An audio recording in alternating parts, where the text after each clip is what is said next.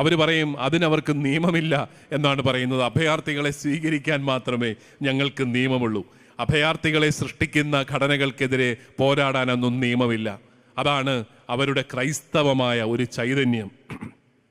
അതുപോലെ സ്വതന്ത്രമായ ഇച്ഛ, അതും ഏറ്റവും ഊന്നിപ്പറഞ്ഞത് സുവിശേഷമാണ്, ബൈബിളാണ്.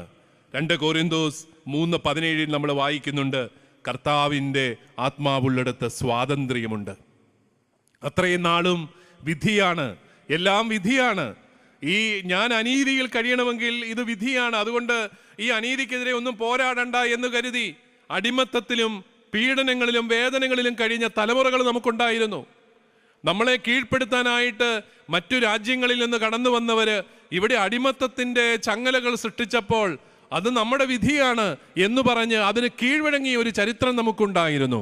അവിടെയാണ് സ്വതന്ത്രമായ ഇച്ഛയുള്ളവനാണ് മനുഷ്യൻ, വിധിക്ക് കീഴ്വഴങ്ങേണ്ടവനല്ല എന്നുള്ള വലിയ ഒരു ആശയം ബൈബിൾ അവതരിപ്പിക്കുന്നത്. മനുഷ്യന് സ്വാതന്ത്ര്യമുണ്ട്. ആ സ്വാതന്ത്ര്യം ഉപയോഗിച്ച് ജീവിക്കുവാനും അവന് സ്വതന്ത്രമായിട്ട് തീരുമാനങ്ങൾ എടുക്കാനും എല്ലാം അവന് സാധിക്കും. അങ്ങനെ തീരുമാനങ്ങൾ എടുക്കാൻ തയ്യാറാകുമ്പോഴാണ് നമ്മൾ ഓരോരുത്തരും യഥാർത്ഥമായ സ്വാതന്ത്ര്യത്തിൻ്റെയും പ്രകാശത്തിൻ്റെയും മക്കളാകുന്നത് എന്ന് നമ്മളെ പഠിപ്പിച്ചതും സുവിശേഷമാണ്. 6ാമത്തെ ആശയമായിട്ട് ലോകത്തെ മാറ്റിമറിച്ച ബൈബിളിൻ്റെ ആശയമായിട്ട് പറയുന്നത് ലൈംഗിക ധാർമ്മികതയാണ്.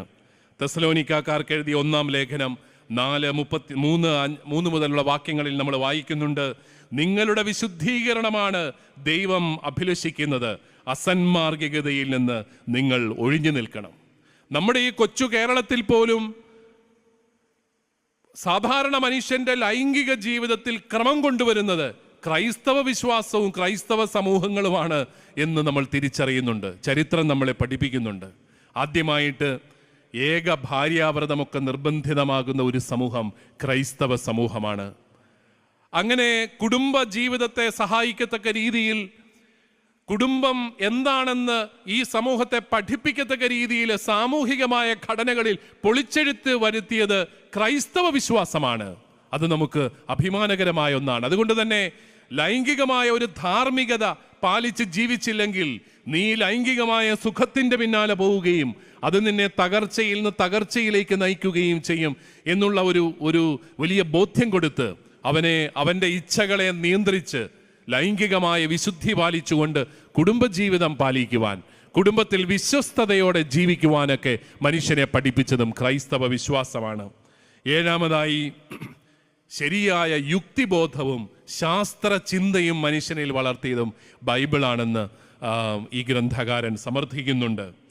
മനുഷ്യന് യുക്തിബോധമുണ്ട്. ആ യുക്തിവാദത്തെ അല്ല കേട്ടോ, യുക്തിബോധത്തെ മാനിച്ചത്, ശാസ്ത്രത്തിൻ്റെ യുക്തിയൊക്കെ മാനിച്ചത് ക്രൈസ്തവ വിശ്വാസമാണ്, അല്ലെ ബൈബിളാണ് എന്ന ഒരു വലിയ ചിന്ത കൂടി അദ്ദേഹം അവതരിപ്പിക്കുന്നുണ്ട്.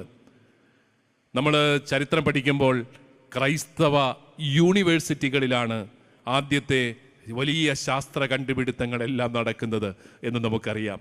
ഗലീലിയോ എന്ന് പറയുന്ന ശാസ്ത്രജ്ഞൻ പോലും ഒരു കത്തോലിക്ക പുരോഹിതനായിരുന്നു എന്നുള്ളതാണ് വാസ്തവം.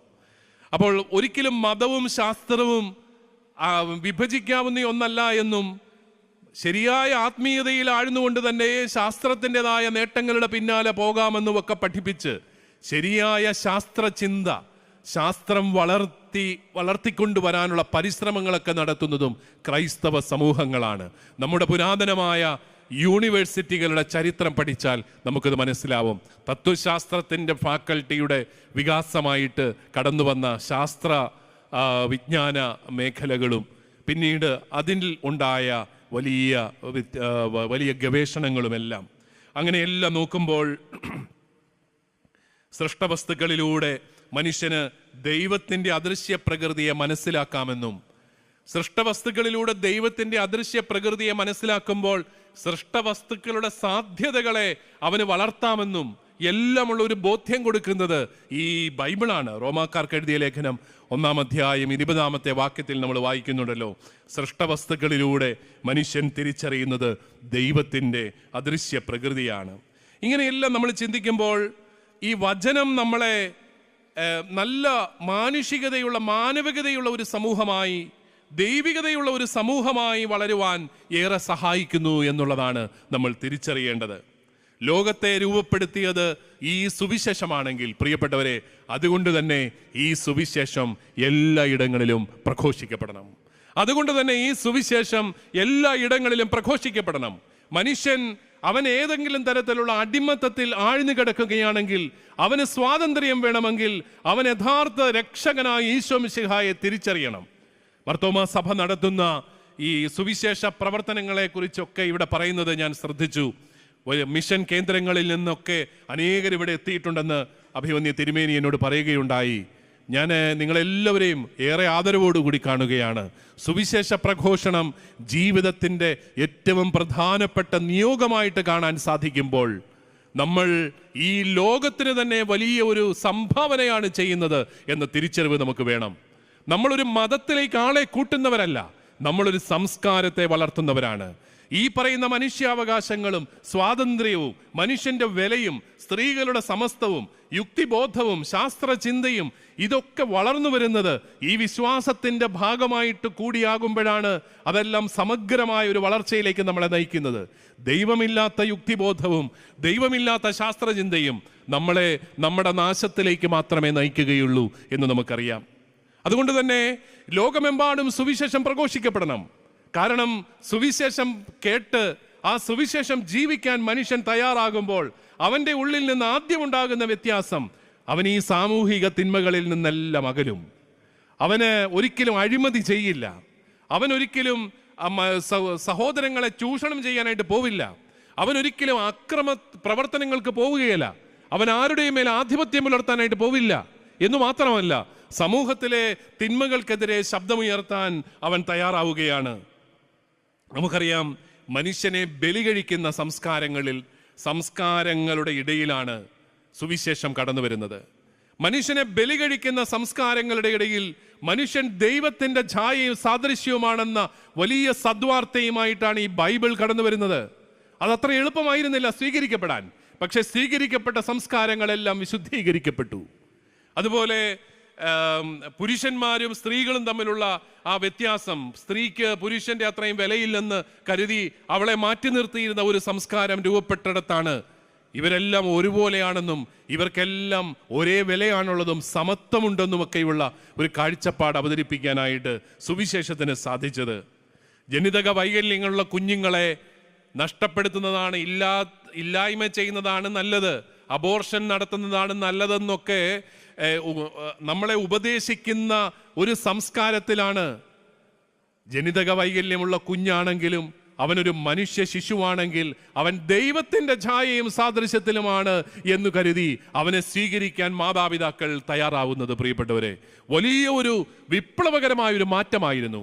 അതിലൂടെ സംഭവിച്ചത് എന്താണ്? മനുഷ്യന്റെ ജീവന് വലിയ വില ലഭിക്കുകയാണ്, മനുഷ്യന്റെ ജീവൻ ആദരവ് ലഭിക്കുകയാണ്. അതുകൊണ്ടാണ് ഗർഭസ്ഥ ശിശു തുടങ്ങി അവസാന ശ്വാസം വലിക്കുന്ന ഒരു മനുഷ്യൻ വരെ വിലപ്പെട്ടവനാണ്.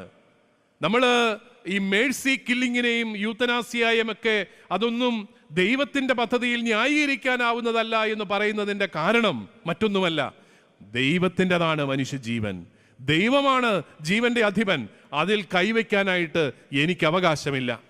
ഇപ്പോൾ പ്രോഗ്രസീവാണെന്ന് കരുതുന്ന സംസ്കാരങ്ങൾ നമ്മുടെ ഇന്ത്യയിലേക്കുമൊക്കെ അത് കടന്നു വരാനുള്ള സാധ്യതകളുണ്ട്. എന്താണ്? ദയാവധത്തിനൊക്കെ വലിയ പ്രാധാന്യം കൊടുക്കുകയും അതിനെയെല്ലാം മഹത്വവൽക്കരിക്കുകയും ഒക്കെ ചെയ്യുന്ന രീതികളെല്ലാം കടന്നു വരുന്നു. പക്ഷെ അതിൻ്റെയൊക്കെ പിന്നിൽ എത്ര പേരുടെ ജീവിതം ഇനി നഷ്ടപ്പെടുമെന്ന് നമ്മൾ ഇനി കാണാനേ ഉള്ളൂ. ദയാവധം അനുവദിക്കപ്പെട്ട രാജ്യങ്ങളിലൊക്കെ എത്രയോ പേര് അതിൻ്റെ പേരിൽ ചൂഷണം ചെയ്യപ്പെടുന്നു, അതിൻ്റെ പേരിൽ അവരുടെ ജീവൻ നഷ്ടപ്പെടുന്നു എന്നൊക്കെ. അവിടെയാണ് മനുഷ്യജീവൻ അതിൻ്റെ ഏറ്റവും ആദ്യത്തെ നിമിഷം മുതൽ അവസാനത്തെ നിമിഷം വരെ ദൈവത്തിൻ്റെ മാത്രം സ്വത്താണെന്ന്, ദൈവത്തിന് മാത്രമേ എന്തെങ്കിലും ചെയ്യാനാവുള്ളൂ എന്നുള്ള വലിയ വിശ്വാസം നമ്മൾ പ്രഖ്യാപിക്കുന്നത്. ദൈവമനുഷ്യനെ സ്വന്തം ഛായയിലും സാദൃശ്യത്തിലും സൃഷ്ടിച്ചു എന്ന വചനവും, ശിശുക്കൾ എൻ്റെ അടുത്ത് വരാനായിട്ട് നിങ്ങൾ തടയേണ്ട, ഈ ശിശുവിനെ പോലെ ഉള്ളവനാണ് ദൈവരാജ്യത്തിൽ എല്ലാവരെക്കാളും വലിയവനെന്ന് എന്നൊക്കെ പറയുന്ന നമ്മുടെ കർത്താവ്. കുഞ്ഞുങ്ങൾക്കും വിലയുണ്ടെന്ന് നമ്മളെ ബോധ്യപ്പെടുത്തിയ സുവിശേഷം. കുഞ്ഞുങ്ങൾക്കൊന്നും കുഞ്ഞുങ്ങൾക്കും സ്ത്രീകൾക്കും വില കൊടുക്കാത്ത ഒരു സംസ്കാരത്തിലാണ് ഒരു കുഞ്ഞിനെ പിടിച്ച് നടുക്ക് നിർത്തിയിട്ട് കർത്താവ് പറയുന്നത്, ഈ കുഞ്ഞിനെ പോലെ സ്വർഗരാജ്യം സ്വീകരിക്കുന്നവനാണ് ദൈവരാജ്യത്തിൽ ഏറ്റവും വലിയവൻ. എഫേസ്യ ലേഖനം 1-ാം അധ്യായം 4-ാമത്തെ വാക്യം, തൻ്റെ മുമ്പാകെ സ്നേഹത്തിൽ പരിശുദ്ധരും നിഷ്കളങ്കരുമായിരിക്കാൻ ലോകസ്ഥാപനത്തിന് മുമ്പ് തന്നെ അവിടുന്ന് നമ്മെ മിശിഹായിൽ തിരഞ്ഞെടുത്തു. എന്തോരം നന്മ, എന്തോരം വലിയ വിലയാണ് ദൈവം നമുക്ക് ഓരോരുത്തർക്കും നൽകുന്നത്.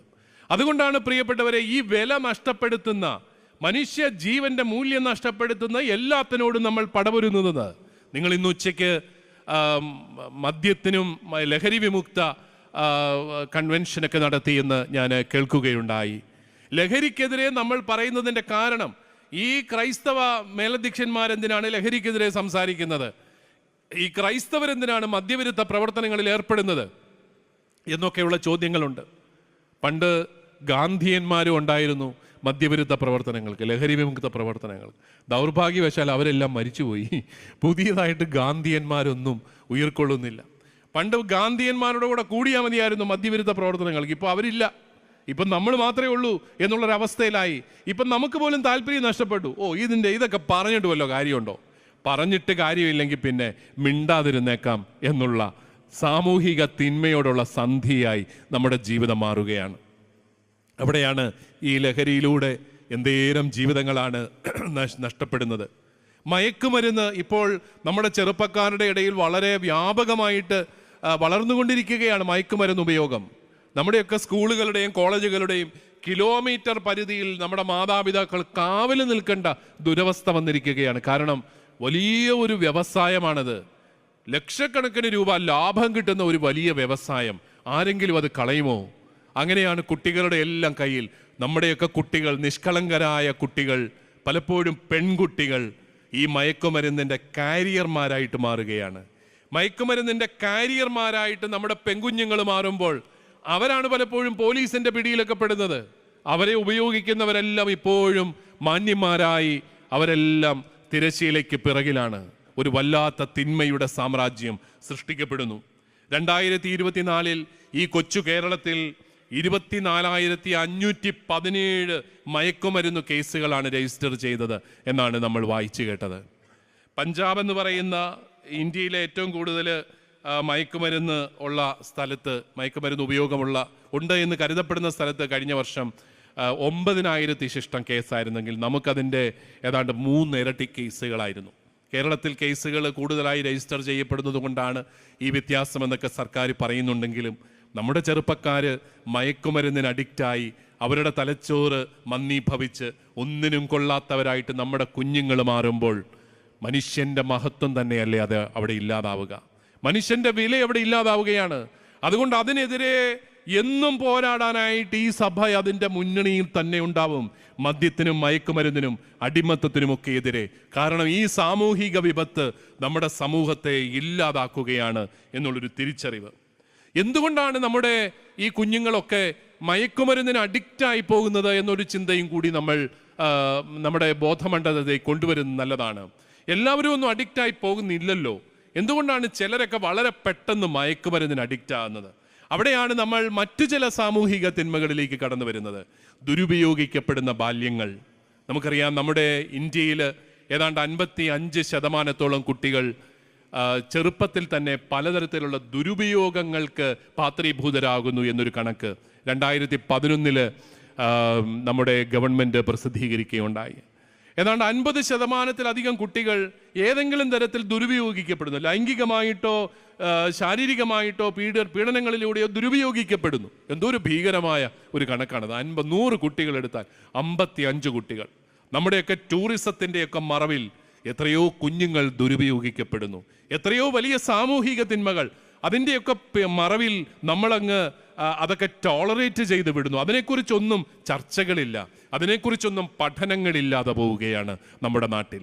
അങ്ങനെയൊക്കെ ആകുമ്പോൾ ഇത്തരത്തിലുള്ള കുട്ടികളുടെ എണ്ണം കൂടുകയാണ്. മയക്കുമരുന്നൊക്കെ ഉപയോഗിക്കാൻ താല്പര്യമുള്ള കുഞ്ഞുങ്ങൾ. നമ്മുടെയൊക്കെ കുടുംബങ്ങളിലെ സുരക്ഷിതത്വത്തിൻ്റെ ദൗർലഭ്യമാണ് ഇത്തരത്തിലുള്ള അവസ്ഥകളിലേക്ക് ഓരോ കുട്ടിയെയും തള്ളിവിടുന്നത് നമുക്ക് കാണാനായിട്ട് സാധിക്കും. മാതാപിതാക്കളുടെ മദ്യപാനവും മയക്കുമരുന്നും നമ്മുടെ കുട്ടികളെയും അതിലേക്ക് തള്ളിവിടുന്നുണ്ട്. മാനസിക സമ്മർദ്ദം മൂലം ജീവിക്കേണ്ട അവസ്ഥകൾ നമ്മുടെ കുഞ്ഞുങ്ങളെ ഇത്തരത്തിലുള്ള അവസ്ഥകളിലേക്ക് തള്ളിവിടുന്നുണ്ട്. അതിലേറ്റവും പ്രധാനം സുഹൃത്ത് വലയങ്ങൾ തന്നെയാണ്. കൂട്ടുകാർ കൊണ്ടുപോയി മയക്കുമരുന്നിൻ്റെ ആ വല്ലാത്ത കെണിയിൽപ്പെടുത്തിയതായിട്ട് കരഞ്ഞു പറയുന്ന എത്രയോ മക്കളെ നമ്മൾ കണ്ടു. അവരൊരു പാർട്ടിക്ക് കൊണ്ടുപോയി ആദ്യമായിട്ട് ആ പാർട്ടിയിൽ വെച്ച് മയക്കുമരുന്ന് ഉപയോഗിക്കുന്നു, പിന്നീട് അതിന് അഡിക്റ്റായി പോവുകയാണ്, പിന്നെ ജീവിതം മുഴുവൻ താളം തെറ്റുകയാണ്. എത്രയോ പേര് പലപ്പോഴും ആരാണ് യഥാർത്ഥ സുഹൃത്തെന്ന് പോലും തിരിച്ചറിയാനാവാതെ ക്ലേശിക്കുന്ന നമ്മുടെ കുഞ്ഞുങ്ങളെ നമുക്കെങ്ങനെ സംരക്ഷിക്കാനായിട്ട് സാധിക്കും? അതുപോലെ തന്നെ ഈ കാലഘട്ടത്തിലെ വലിയ ഒരു സാമൂഹിക വിപത്ത് ഈ സോഷ്യൽ മീഡിയയിലൂടെയുള്ള മലിനീകരണമാണ്. ഇപ്പോൾ നമുക്ക് ഒരു വലിയ മീഡിയയുടെ ഒന്നും ആവശ്യമില്ല. നമുക്കൊരു ഫോൺ മാത്രം മതി. ഫോൺ എടുക്കുക, വീഡിയോ ഓൺ ചെയ്യുക, എന്തെങ്കിലുമൊക്കെ പറയുക, എന്നിട്ട് അത് യൂട്യൂബിൽ അപ്ലോഡ് ചെയ്യുക. ഒരു കുഴപ്പമില്ല. ആർക്കും ആരെക്കുറിച്ച് എന്തും പറയാം. നമ്മൾ ഈ കഴിഞ്ഞ വർഷം യൂട്യൂബിലൂടെ അല്ലെങ്കിൽ ഇത്തരത്തിലുള്ള സോഷ്യൽ മീഡിയയിലൂടെ അപകീർത്തിക്കപ്പെട്ടതിൻ്റെ പേരിൽ ജീവനൊടുക്കിയ 1-2 വ്യക്തികളെയെങ്കിലും നമ്മൾ കണ്ടുമുട്ടുകയുണ്ടായി. കാരണം അസത്യമായ കാര്യങ്ങൾ പ്രചരിപ്പിക്കപ്പെടുമ്പോൾ അവിടെ ഇരകളായിട്ട് മാറുകയാണ് മനുഷ്യൻ. ഞങ്ങൾ മെത്രാന്മാരുടെ ഒന്നും കാര്യം പറയാതിരിക്കുകയാണ് ഭേദം. ഞങ്ങളെക്കുറിച്ച് പറയാനായിട്ട് ഇനി ആരും മിച്ചമൊന്നുമില്ല. പിന്നെ അവർക്കെല്ലാവർക്കും ഒരു കാര്യം ഉറപ്പാണ്, ഞങ്ങളാരും മാനനഷ്ടം കേസ് കൊടുക്കാനായിട്ട് കോടതിയിൽ പോകത്തില്ല. കാരണം ഞങ്ങളുടെ ആൾക്കാർ സമ്മതിക്കില്ല. പിതാവ് കോടതിയിലൊന്നും പോയി നിൽക്കേണ്ട, അത് പോട്ടെ അവനോട് ക്ഷമിക്കുക എന്നൊക്കെ പറഞ്ഞ് നമ്മളങ്ങ് വിടുക. അതിനും കൂടെ ഈ സാമൂഹിക മാധ്യമങ്ങളിലൂടെ ആക്ഷേപിച്ചുകൊണ്ടിരിക്കുകയാണ്. സത്യത്തിൻ്റെ കണിക പോലും ഇല്ലാത്ത കാര്യങ്ങൾ പറഞ്ഞുകൊണ്ടിരിക്കുകയാണ്. ഒരു മെത്രാനെ കുറിച്ച് ഇത് കേൾക്കുമ്പോൾ നമുക്കൊരു വല്ലാത്ത ആകാംക്ഷയാണ്. മലയാളിയുടെ ആകാംക്ഷ പറയാനുമില്ല. അതുകൊണ്ട് തന്നെ അവനതൊന്ന് ക്ലിക്ക് ചെയ്യും, അവനുടനെ കാശ് കിട്ടും. ആർക്കാണ് ഈ വീഡിയോ ഇട്ടവന് കാശ് കിട്ടും. ഈ യൂട്യൂബിനോടൊക്കെ എനിക്കുള്ള ഒരു അപേക്ഷ, ദയവേത് നിങ്ങൾ ഈ കാശ് കൊടുക്കൽ പരിപാടി ഒന്ന് നിർത്തണം എന്നുള്ളതാണ്. അതോടുകൂടി ഒത്തിരി തിന്മ, ആ മേഖലയിലുള്ള തിന്മ ചിലപ്പോൾ നിന്നുപോകും. പലർക്കും ഇത് വയറ്റിപ്പിഴപ്പാണ്. എന്താണ്? മറ്റുള്ളവനെ കുറിച്ച് ചീത്ത പറയുക, അവനെ അപഹസിക്കുക, അവനെ അപമാനിക്കുക, അവൻ്റെ സൽപ്പേര് കളങ്കപ്പെടുത്തുക, അങ്ങനെ കാശുണ്ടാക്കുക. ഈ കാശ് കൊണ്ടൊക്കെ അവൻ എന്നെ ചെയ്യാനാണ്? കുറേ മനുഷ്യര് സോഷ്യൽ മീഡിയയിലൂടെ അപകീർത്തിക്കപ്പെടുകയാണ്, അവകാശങ്ങളില്ലാതെ പോവുകയാണ്. അവരുടെ ശബ്ദം ആർക്കും കേൾക്കാനായിട്ട് സാധിക്കുന്നില്ല. കാരണം അവരൊക്കെ മാനക്കേട് പേടിച്ച് തലയും താഴ്ത്തി ജീവിക്കുന്ന അവസ്ഥകൾ എത്രയോ സങ്കടകരമായ അവസ്ഥകളാണ് പലപ്പോഴും. അതുകൊണ്ട് തന്നെ ഇതിലൂടെയൊക്കെ അതേസമയം സാമൂഹിക മാധ്യമങ്ങളുടെ നന്മകളുമുണ്ട് എന്ന് നമുക്ക് തിരിച്ചറിയാം. ടെക്നോളജിയെ ഒന്നും നമുക്ക് കുറ്റം പറയാനാവില്ല. ടെക്നോളജി ഉപയോഗിക്കുന്നവന് നല്ല പരിശീലനം കൊടുക്കുക എന്നുള്ളത് മാത്രമേ നമുക്ക് ചെയ്യാനുള്ളൂ. അവൻ്റെ മനസ്സാക്ഷി രൂപീകരണം. കുറ്റബോധമില്ലാത്തവൻ, എന്ത് തെറ്റ് ചെയ്താലും ഒരു കുറ്റബോധമില്ലാത്ത മനുഷ്യൻ, ആരെക്കുറിച്ചല്ല എന്തെല്ലാം പറഞ്ഞാലും ഒരു കുഴപ്പമില്ലാതെ മിടുക്കനായിട്ട് ജീവിക്കുന്നവർ, അങ്ങനെ അതങ്ങനെ കിട്ടുന്ന പണം കൊണ്ട് കുടുംബം പോറ്റുന്ന മനുഷ്യരൊക്കെ ഉള്ളപ്പോൾ നമുക്ക് ഇത്തരത്തിലുള്ള സാമൂഹിക തിന്മകൾ കൂടുതൽ ശക്തിപ്പെടാൻ മാത്രമേ സാധ്യതയുള്ളൂ എന്നുള്ളതാണ് വാസ്തവം. ജനാഭിപ്രായത്തെ സ്വാധീനിക്കാൻ സോഷ്യൽ മീഡിയ ഒക്കെ ഉപയോഗിച്ച് മനുഷ്യനെ തെറ്റിദ്ധരിപ്പിച്ച് രാഷ്ട്രീയമായ മേൽക്കോയ്മ നേടുന്ന പാർട്ടികൾ, ചില പാർട്ടികളൊക്കെ കോടിക്കണക്കിന് രൂപയാണ് സോഷ്യൽ മീഡിയ ഇൻഫ്ലുവൻസിങ്ങിന് വേണ്ടിയിട്ട് ചെലവാക്കുന്നതെന്ന് ഓർക്കുക, അവരൊന്നും നേരായ കാര്യങ്ങൾ മാത്രമല്ല പറയുന്നത്. കാരണം സത്യം അത്ര ആകർഷകമല്ലല്ലോ. സത്യം പറഞ്ഞാലൊന്നും നമ്മൾ ശ്രദ്ധിക്കുകയില്ല. എന്തെങ്കിലും കള്ളത്തരമൊക്കെ പറഞ്ഞാലേ നമ്മൾ ശ്രദ്ധിക്കത്തുള്ളൂ. അതാണ് മനുഷ്യൻ്റെ ഒരു പ്രത്യേകത. നല്ല കാര്യങ്ങളൊന്നും പറഞ്ഞാൽ മനുഷ്യൻ ശ്രദ്ധിക്കത്തില്ല. ഒരു സ്ഥാപനം എത്രമാത്രം നന്മ ചെയ്യുന്നു എന്ന് പറഞ്ഞാലും മനുഷ്യനത് ശ്രദ്ധിക്കുകയില്ല. പക്ഷേ ആ സ്ഥാപനത്തിൽ എന്തെങ്കിലും കുഴപ്പം കാട്ടിയെന്ന് പറഞ്ഞു കഴിഞ്ഞാൽ എല്ലാവരും ഓടി വന്നത് ശ്രദ്ധിക്കും. അതാണ് മനുഷ്യൻ്റെ ഒരു പ്രത്യേകത. അതൊക്കെ ചൂഷണം ചെയ്തുകൊണ്ട് തന്നെയാണ് ഇത്തരത്തിലുള്ള തിന്മയുടെ ശക്തികൾ പെരുകുന്നത്. അതുപോലെ തന്നെ നമ്മുടെ സമൂഹത്തിൽ നമ്മുടെയൊക്കെ ചെറുപ്പക്കാരുടെ ഇടയിൽ ക്രൂരതയോടും അക്രമത്തോടും വളരുന്ന ഒരു ആരാധനാ മനോഭാവമുണ്ട്. ഈ കഴിഞ്ഞ ക്രിസ്മസ് കാലത്ത് ഒരു സിനിമ ഇറങ്ങി. ഞാനത് കണ്ടില്ല. പറഞ്ഞു കേട്ടിടത്തോളം അത് കാണാനും മാത്രമുള്ള മനക്കരുത്ത് എനിക്കുണ്ടെന്ന് സംശയമാണ്. കാരണം ഒരു ആധുനിക തലമുറയുടെ റെപ്രസെൻറ്റേഷനായിട്ട് വന്ന ഒരു നല്ല സിക്സ് പാക്ക് മസിലൊക്കെയുള്ള ഒരു നായകൻ, ആദ്യത്തെ സീൻ മുതൽ അവസാനത്തെ സീൻ വരെ ഇയാൾ വെട്ടി കൊല്ലുകയാണ് എല്ലാവരെയും. അത് കണ്ട് ചെറുപ്പക്കാർ കൈയടിക്കുന്നു എന്ന് പറയുമ്പോൾ, ഗർഭിണിയായ സ്ത്രീയെ ആക്രമിച്ച് അവളുടെ ജനിക്കാനിരിക്കുന്ന ശിശുവിനെ കൊല്ലുന്ന ഈ മനുഷ്യന്റെ പ്രവൃത്തി കണ്ട് തിയേറ്ററിലിരുന്ന് നമ്മുടെ ചെറുപ്പക്കാർ കൈയടിക്കുമ്പോൾ പ്രിയപ്പെട്ട മലയാളി സമൂഹമേ, നമ്മൾ ശ്രദ്ധിക്കണം, നമ്മൾ എങ്ങോട്ടായി പോകുന്നത്? ഈ വല്ലാത്ത അക്രമവും ക്രൂരതയും കണ്ട് നമ്മുടെ ചെറുപ്പക്കാര് സിനിമാ തിയേറ്ററിൽ ആരവമുയർത്തുമ്പോൾ അതെന്തിനു വേണ്ടിയിട്ടുള്ള ആരവമാണ് എന്ന് ചിന്തിക്കാനായിട്ട് ഈ പൊതുസമൂഹം തയ്യാറാകുന്നില്ലെങ്കിൽ അതൊരു വലിയ അക്ഷന്തവ്യമായ അപരാധമാണ് നമ്മുടെ യുവതലമുറയെ സംബന്ധിച്ചിടത്തോളം എന്ന് ഞാൻ പറയും. ഇത്തരത്തിലുള്ള സിനിമകൾ ഇനിയും ഇറങ്ങും. കാരണം ആ സിനിമ ബോക്സ് ഓഫീസിൽ കോടിക്കണക്കിന് രൂപ വാരിയെന്ന് കേട്ടു. എനിക്ക് ഒരു കാര്യം ഉറപ്പ്, അടുത്ത വർഷം 2-3 ഇതുപോലെ തന്നെ ഇതിനേക്കാളും വലിയ ക്രൂരതയുമായിട്ട് ഇറങ്ങും. കാരണം ചെറുപ്പക്കാരെ ആകർഷിക്കാൻ ഈ ക്രൂരതയ്ക്ക്, ആ വല്ലാത്ത ക്രൂരതയ്ക്ക് സാധിക്കുമെന്നുള്ള ഒരു തിരിച്ചറിവ് സിനിമാക്കാർക്ക് കിട്ടിയിട്ടുണ്ട്. അതുകൊണ്ട് ഉറപ്പായിട്ടും ഇനിയും ആ മേഖലകളിൽ സിനിമകൾ ഇറങ്ങാനാണ് സാധ്യത. മാധ്യമങ്ങളിലൂടെ ഇപ്രകാരമുള്ള കാര്യങ്ങളൊക്കെ ചെയ്യുമ്പോൾ രക്തരൂക്ഷിതമായ അക്രമങ്ങൾക്ക് കൈയടിക്കുന്ന ചെറുപ്പക്കാരുടെ ഒരു തലമുറയെ വാർത്തെടുക്കുമ്പോൾ നമ്മൾ എങ്ങോട്ടാണ് യാത്ര എന്നുള്ള ഒരു ചോദ്യം നമ്മൾ ചോദിക്കണം. എന്തുകൊണ്ടാണ് ഇത്തരത്തിലുള്ള തിന്മകളിലേക്കൊക്കെ മനുഷ്യൻ പോകുന്നത് എന്നുള്ളൊരു ചോദ്യം ഞാൻ പറയും. അതിന് 2 കാരണങ്ങളുണ്ട്. ഒന്ന്, സാമൂഹികമായ അരക്ഷിതത്വമാണ്. നമ്മൾ കേരളത്തിൽ മറ്റെല്ലാ സംസ്ഥാനങ്ങളെക്കാളും കേരളത്തിൽ പ്രതിശീർഷ വരുമാനം കൂടുതലാണ്. ഇവിടെ മനുഷ്യൻ്റെ സ്റ്റാൻഡേർഡ് ഓഫ് ലിവിങ് കൂടുതലാണ്. ഇതൊക്കെ നമ്മൾ പറയും. നമ്മുടെ ബംഗാളിൽ നിന്നൊക്കെ നമ്മുടെ ഇവിടെ വന്ന് ജോലി ചെയ്യുന്ന സഹോദരങ്ങൾക്ക് എന്തോ ഒരു മതിപ്പാണ് കേരളത്തെക്കുറിച്ച്. ഇത്രയും കൂലി കിട്ടുന്ന ഒരു സംസ്ഥാനം വേറെ എങ്ങുമില്ല. ഇന്ത്യയിലെ ശരാശരി കൂലിയേക്കാളും 3 ഇരട്ടി കൂലിയാണ് കേരളത്തിൽ കിട്ടുന്നത്. ഇത്രയും വൃത്തിയും വെടുപ്പുമുള്ള മനുഷ്യർ വേറെ എങ്ങുമില്ല. ഇത്രയും നല്ല സംസ്കാരമുള്ളവർ, ഞങ്ങളെ ആരും ആക്രമിക്കുന്നൊന്നുമില്ല. ജോലി ചെയ്താൽ ഞങ്ങളോട് ഇവർക്കെല്ലാം സ്നേഹമാണെന്നൊക്കെ പറഞ്ഞ് നമ്മളെക്കുറിച്ച് നന്മ പറയുന്ന നമ്മുടെ അന്യസംസ്ഥാന തൊഴിലാളികൾ, അവരൊക്കെ നോക്കുമ്പോൾ കേരളം അവർക്ക് ഗൾഫാണ്, സാമ്പത്തികമായിട്ട് ഉയർന്ന ഒരു നാടാണ്. പക്ഷെ നമ്മൾ ഓർക്കണം, നമ്മുടെ ചെറുപ്പക്കാർക്ക് പ്രത്യാശ കൊടുക്കാൻ പറ്റാത്ത ഒരു സംസ്ഥാനമാണ് നമ്മൾ. നമ്മുടെ വിദ്യാഭ്യാസം നേടിയ ചെറുപ്പക്കാര്, നല്ല കഴിവുള്ള ഒരു മിടുക്കര്, ഇവരെല്ലാം നാട് വിട്ടു പോവുകയാണ്. ആ കുട്ടികളെ നമുക്ക് കുറ്റം പറയാൻ പറ്റൂ. ഞാൻ കാനഡയിൽ ഒരു പരിപാടിക്ക് ചെന്നപ്പോൾ ബിടെക് നാട്ടിൽ പഠിച്ചിട്ട് പോയ ഒരു പയ്യനെ കണ്ടു. അവനവിടെ പെട്രോൾ പമ്പിൽ ജോലി ചെയ്യാണ്. ഞാൻ അവനോട് ചോദിച്ചടാ, നീ എഞ്ചിനീയർ അല്ലേ, നീ നല്ല മിടുക്കനായ ഒരു കുട്ടിയല്ലേ, നിനക്കെങ്ങനെ ഈ പെട്രോൾ പമ്പിൽ നിനക്കൊരു സന്തോഷവും സംതൃപ്തിയും ഒക്കെ ഉണ്ടോ? അപ്പം അവൻ പറഞ്ഞു, സംതൃപ്തി ഇല്ല പിതാവേ, പക്ഷെ കാശുണ്ട്. സംതൃപ്തിയില്ല, നാട്ടിൽ നിന്നാൽ സംതൃപ്തി കിട്ടുമായിരിക്കും, പക്ഷെ കാശ് കിട്ടുകയില്ല. ഒരു എഞ്ചിനീയർക്ക് 20,000 രൂപ ശമ്പളം മാത്രം കൊടുക്കാൻ പറ്റുന്ന ഒരു നാട് ഒരു വല്ലാത്ത പരാജയമല്ലേ പ്രിയപ്പെട്ടവരെ? കഷ്ടപ്പെട്ട് പഠിച്ച നമ്മുടെ കുട്ടികൾക്ക് മാന്യമായ ശമ്പളം കൊടുക്കാൻ പറ്റാത്ത ഒരു സാമൂഹിക വ്യവസ്ഥിതിയിലാണ് നമ്മളെങ്കിൽ അത് നമ്മുടെ എല്ലാവരുടെയും കൂടെ പരാജയമല്ലേ? നമ്മുടെ ഏതെങ്കിലും ഒരു രാഷ്ട്രീയ പാർട്ടിക്ക് ഇതിനെക്കുറിച്ചൊക്കെ സങ്കടമുണ്ടോ എന്ന് എനിക്ക് സംശയമുണ്ട്.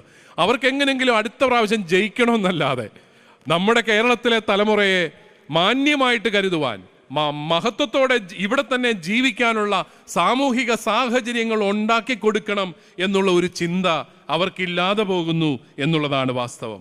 അതിൻ്റെയൊക്കെ ഫലമായിട്ട് നമ്മുടെ ഈ ചെറുപ്പക്കാർ എത്രമാത്രം ചൂഷണങ്ങൾക്ക് ഇരയാകുന്നു. ഞാൻ കാനഡയിൽ തന്നെ പോയപ്പോൾ അവിടെ അവരെന്നെ ഒരു കത്തീഡ്രൽ പള്ളി കാണിക്കാനായിട്ട് കൊണ്ടുപോയി. ഞാൻ തിരിച്ചിറങ്ങി വന്നപ്പോൾ അവരെന്നോട് പറഞ്ഞു, പിതാവേ അത് കണ്ടോ, ഇവിടുത്തെ ഒരു ടെക്നിക്കൽ സ്കൂളാണ്. എന്നിട്ട് അവരൊന്നുകൂടെ പറഞ്ഞു, നാട്ടിൽ നിന്ന് വരുന്ന നമ്മുടെ കൂടുതലും ചെറുപ്പക്കാർ പഠിക്കുന്ന ഒരു സ്കൂളാണ് ഈ സ്കൂൾ. അപ്പം ഞാൻ പറഞ്ഞു, അതങ്ങനെ ശരിയാകുന്ന, അവർ കോളേജിൽ പഠിക്കാനല്ലേ വരുന്നത്, അവർ യൂണിവേഴ്സിറ്റിയിൽ പഠിക്കാനല്ലേ വരുന്നത്, അവർ ഈ ടെക്നിക്കൽ സ്കൂളിലാണോ പഠിക്കുന്നത്? ഉടനെ അവരെന്നോട് പറഞ്ഞു, ശരിയായിട്ടുള്ള യൂണിവേഴ്സിറ്റിയിലൊക്കെ പഠിക്കാൻ അത്ര എളുപ്പമൊന്നുമല്ല, അവിടെ അഡ്മിഷനൊന്നും കിട്ടത്തില്ല.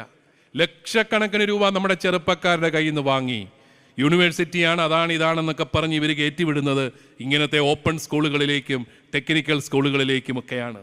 പിന്നെ മലയാളി പിള്ളേര് ഒരു ഗുണമുണ്ട്, അവന് മണ്ടത്തരം പറ്റിയാൽ അവൻ ജന്മത്ത് അതാരോടും പറയത്തില്ല.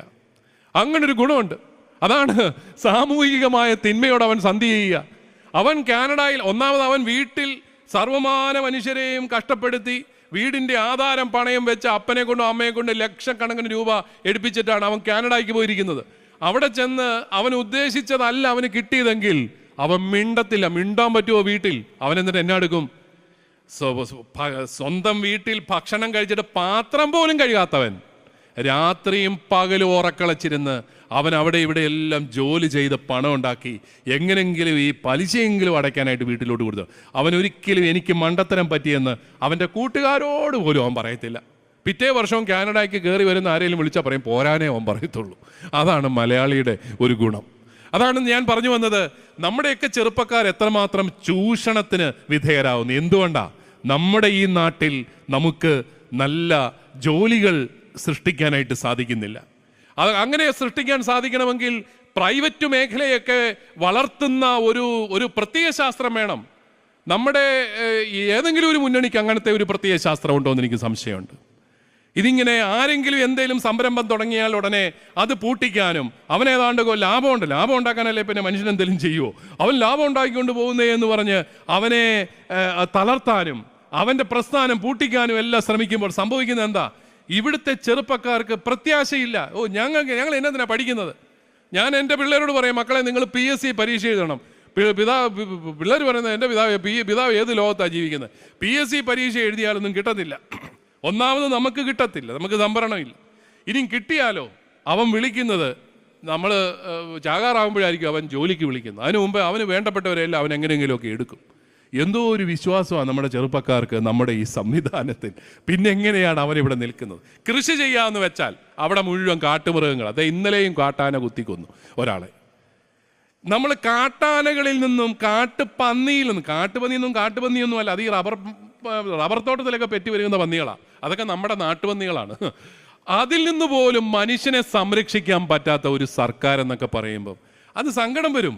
അത് അവർ പറയുന്നത് ഈ അടുത്ത നാളിൽ ഞാൻ കേട്ടു, കേന്ദ്ര നിയമമാണ്, നാട്ടിൽ പുലി ഇറങ്ങിയാൽ ഉടനെ കമ്മിറ്റി കൂടണം, കമ്മിറ്റി കൂടി ചർച്ച ചെയ്യണം, ചർച്ച ചെയ്യുമ്പം പുലി ഇറങ്ങി മനുഷ്യനെ കൊന്നാൽ അതും അടുത്ത കമ്മിറ്റി വെച്ച് ചർച്ച ചെയ്യണം.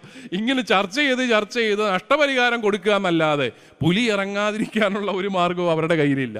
കാട്ടുമൃഗങ്ങളെ ഉൾക്കൊള്ളാൻ ആവുന്ന കാടുകളൊന്നുമല്ല നമ്മുടെ കാടുകൾക്ക് ഉൾക്കൊള്ളാനാവാത്തതിലും കാട്ടുമൃഗങ്ങൾ ഇപ്പോൾ ഉണ്ട്. ഇഷ്ടംപോലെ ആനയൊക്കെ പെരുകി, കടുവായും പുലിയും എല്ലാം പെരുകി ജീവിക്കുകയാണ്. അവരെല്ലാം പുറത്തോട്ടിറങ്ങുമ്പം അത് തടയാതിരിക്കുന്ന വനപാലകർക്കെതിരെ കേസില്ല. പക്ഷേ എങ്ങാനും ഒരു മനുഷ്യൻ ആ കാട്ടുപന്നിയെ വെടിവെച്ചാൽ അവനെതിരെ കേസാണ്. എന്താണ് ഈ ലോകം എന്ന് നമ്മൾ അത്ഭുതപ്പെടും. കാട്ടുമൃഗങ്ങളിൽ നിന്നും തെരുവ് പട്ടികളിൽ നിന്നും നമ്മളെ രക്ഷിക്കാൻ പറ്റാത്ത ഒരു സാമൂഹിക ഘടനയുള്ളപ്പം നമ്മുടെ ചെറുപ്പക്കാർക്ക് പ്രത്യാശ കൊടുക്കാനായിട്ടാവുമോ? അവിടെയൊക്കെയാണ് പ്രിയപ്പെട്ടവരെ നമ്മളൊക്കെ ഉണരണം. നമ്മൾ ചോദ്യങ്ങൾ ചോദിച്ചു തുടങ്ങണം.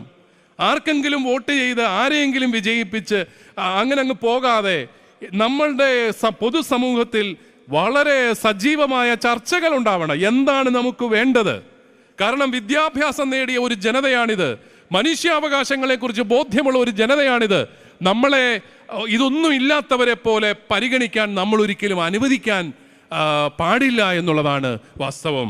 അതുകൊണ്ട് തന്നെ നമ്മുടെ ചെറുപ്പക്കാർ വേറെ വല്ല രാജ്യങ്ങളിലും പോയി അനധികൃത കുടിയേറ്റക്കാരായിട്ട് കരുതപ്പെട്ട്, നമ്മളൊന്ന് ഓർത്ത് നോക്കിയാൽ നമ്മുടെ കുഞ്ഞുങ്ങളെ നമ്മുടെ ട്രംപ് കയ്യാമം വെച്ച് പ്ലെയിനെ കയറ്റി നാട്ടിലോട്ട് വിടുക എന്നൊക്കെ പറയുന്ന അവസ്ഥ എത്ര ശോചനീയമായ ഒരു അവസ്ഥയാണ്. അതുകൊണ്ട് തന്നെ നമ്മുടെ യുവജനങ്ങൾക്ക് പ്രത്യാശ നൽകാനായിട്ട് നമുക്ക് സാധിക്കണം. കൃഷിയെ ആശ്രയിച്ച് ജീവിക്കുന്നവർക്കും കൃഷി ആദായകരമായിട്ട് കൊണ്ട് നടക്കാനുള്ള ഒരു സാഹചര്യമുണ്ടെങ്കിൽ നമ്മുടെ മിടുക്കരായ ചെറുപ്പക്കാർ കൂടി കൃഷിരംഗത്തേക്ക് തിരിയും എന്നുള്ളതാണ് വാസ്തവം. അതല്ലാതെ വിദേശ പണത്തെ മാത്രം ആശ്രയിച്ച് ജീവിക്കുന്ന ഒരു സമൂഹമായിട്ട് നമ്മൾ മാറുമ്പോൾ നമ്മൾ വീണ്ടും പരാജയങ്ങളിലേക്ക് പോകുന്നു എന്ന് നമ്മൾ തിരിച്ചറിയണം. അതോടൊപ്പം പ്രിയപ്പെട്ടവരെ, നമ്മുടെയൊക്കെ കുടുംബങ്ങളുടെ മാനസിക ആരോഗ്യം കൂടി നമ്മൾ വളർത്തിയെടുക്കണം. എങ്കിൽ മാത്രമേ ഈ തിന്മകളിൽ നിന്ന് നമ്മൾ അകന്നു പോകത്തുള്ളൂ. മാനസികമായിട്ട് പക്വതയുള്ളവൻ തെറ്റിൻ്റെ പക്ഷത്ത് പോവില്ല. അവന് തിന്മയും നന്മയും ഏതാണെന്ന് തിരിച്ചറിയാൻ സാധിക്കും. പക്ഷേ നമ്മുടെയൊക്കെ ഇടയിൽ മാനസിക രോഗങ്ങൾ ഒത്തിരി കൂടുന്നുണ്ട് എന്നുള്ളതും നമ്മൾ കാണാതെ പോകരുത്. നമ്മളുടെ ഇടയിൽ വ്യക്തിത്വ പ്രശ്നങ്ങളും മാനസിക രോഗങ്ങളും കൂടുന്നുണ്ട്. നമ്മുടെ ചിന്തകൾ ശരിയല്ലാത്ത രീതിയിൽ വക്രീകരിച്ചു പോകുന്നുണ്ട്. അതൊക്കെ നമ്മൾ തിരിച്ചറിയണം. അവിടെ നമ്മുടെ കുടുംബങ്ങളിലൊക്കെ കുറച്ചും കൂടെ സ്നേഹ വർത്തമാനമൊക്കെ വേണം. കുറച്ചും കൂടെ നല്ല കാര്യങ്ങളൊക്കെ പറയണം. ഈ നെഗറ്റീവ് കാര്യങ്ങളും പഴയ കാര്യം പറച്ചിലും പിന്നെ ഈ കുറ്റം പറച്ചിലും പിണങ്ങിയിരിപ്പും അങ്ങോട്ടും ഇങ്ങോട്ടുമുള്ള പോരുകളും വാഗ്വാദങ്ങളും പിന്നെ അങ്ങോട്ടും ഇങ്ങോട്ടുമുള്ള മത്സരങ്ങളും വെല്ലുവിളികളും ഒക്കെ നിർത്തിയിട്ട് നല്ല ഭക്ഷണമാകട്ടോ ഇന്ന് കഴിച്ചതെന്നൊക്കെ പറഞ്ഞ് നന്ദിയൊക്കെ പറഞ്ഞ് ജീവിക്കാൻ കൊള്ളാം. നന്നായിരിക്കുന്നു ഇന്നത്തെ ജീവിതം. എല്ലാവരെയും ഒന്ന് ചിരിച്ചൊക്കെ കാണിച്ച് സന്തോഷമായിട്ടൊക്കെ ജീവിക്കാൻ സാധിക്കുന്ന ഒരു കുടുംബാന്തരീക്ഷം, ആത്മധൈര്യം കൊടുക്കുന്ന സംഭാഷണം. മക്കൾക്കൊക്കെ നല്ല ആത്മധൈര്യം കൊടുക്കുന്ന സംഭാഷണം. പ്രതിസന്ധികളൊക്കെ ഉണ്ടാവും മക്കളെ, പക്ഷെ അതിനെ തരണം ചെയ്യാൻ നിനക്ക് കഴിവുണ്ടെന്ന് പറഞ്ഞ് അവനെ പ്രാപ്തമാക്കുന്ന ഒരു സംഭാഷണ ശൈലി, അതെല്ലാം വളർത്തിയെടുക്കുമ്പോൾ തിന്മയെ ചെറുത്ത് നിൽക്കാനുള്ള ധൈര്യവും അറിയാതെ നമ്മുടെ സമൂഹത്തിന് ലഭിക്കുകയാണ്. തിന്മയോട് സന്ധി ചെയ്ത് മിണ്ടാതിരിക്കുന്നതിനേക്കാളും, ഭീരുക്കളായി ജീവിക്കുന്നതിനേക്കാളും തിന്മയെ ചെറുത്ത് നിൽക്കാനുള്ള ധൈര്യത്തോടെ ജീവിക്കാൻ ഈ കൂട്ടായ്മകളെല്ലാം നമ്മളെ സഹായിക്കട്ടെ എന്ന് പ്രാർത്ഥിക്കുന്നു. ആമോസ് പ്രവാചകന്റെ പുസ്തകം 5:24 നമ്മൾ വായിക്കുന്നത് പോലെ, നീതി ജലം പോലെ ഒഴുകട്ടെ, സത്യം ഒരിക്കലും പറ്റാത്ത നീർച്ചാല് പോലെയും. ദൈവം നിങ്ങളെല്ലാവരെയും സമൃദ്ധി